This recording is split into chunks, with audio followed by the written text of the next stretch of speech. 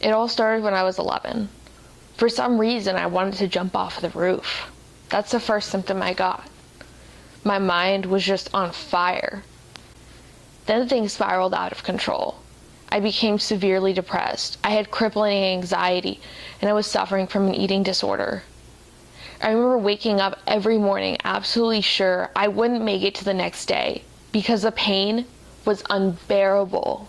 That's when I discovered the conundrum that Lyme disease is.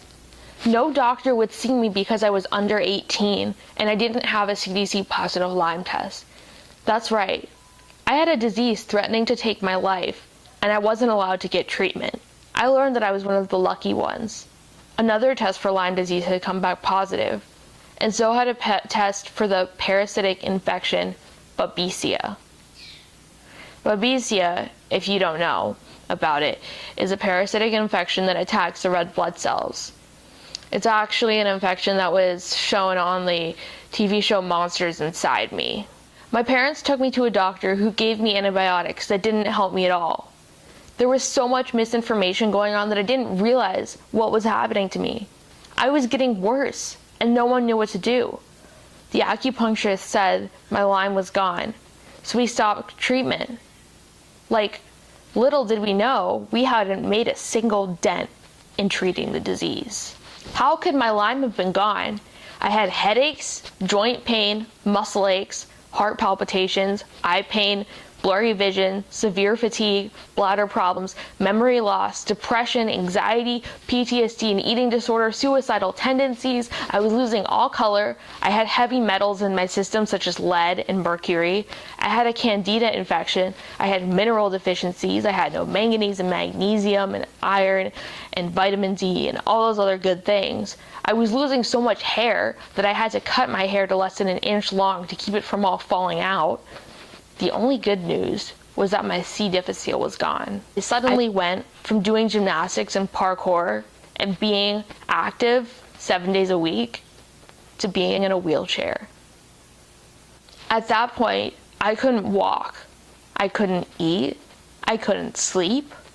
I couldn't remember anything that happened before that day. I couldn't remember if or when I took my meds or not. I couldn't even add or subtract or read or write.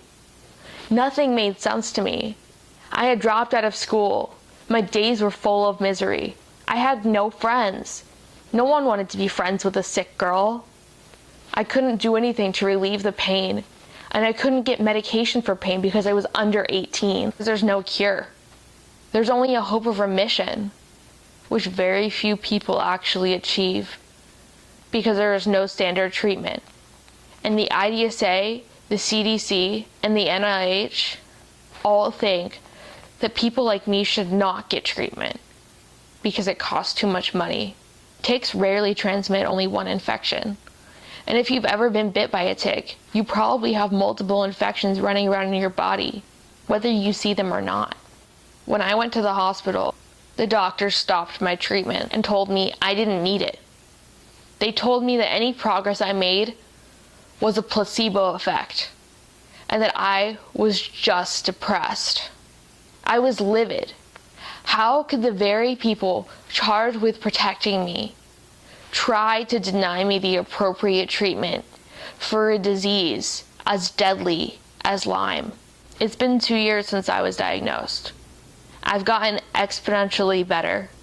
I found new friends. I can now walk about a mile. I would say I'm a pretty happy person, and I'm very resilient. Lyme mimics other diseases like mental illness, autoimmune diseases like lupus, fibromyalgia, and neurological diseases such as ALS, Parkinson's, Alzheimer's, and MS. I'm living proof that long-term antibiotics can heal you of Lyme, and that you can come back from living your life in the darkest pits of hell.